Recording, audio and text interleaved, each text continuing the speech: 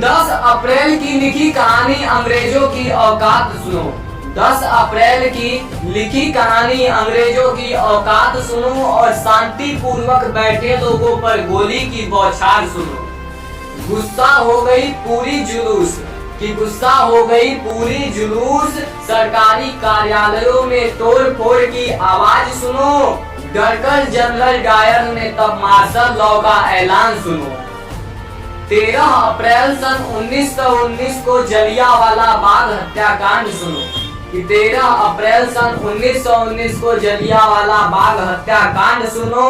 Rowlatt act के विरोध में बैठे लोगों पर रॉलेट एक्ट के विरोध में बैठे लोगों पर अंधाधुंध गोलियों की बौछार सुनो। खबर फैल गई उत्तर भारत में खबर फैल गई उत्तर भारत में लोगों का सड़कों पर हड़ताल सुनो। पुलिस प्रशासन से मोर्चा फैली, लोगों को अपमानित करना अंग्रेजों की चाल सुनो।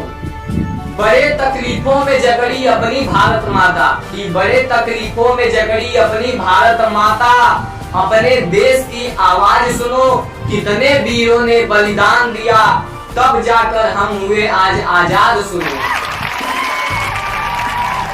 वीरू लिखे अपनी कलम से गांधी जी का नाम सुनो वीरू लिखे अपनी कलम से गांधी जी का नाम सुनो।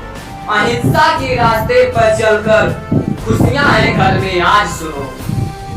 जय हिंद, जय भारत।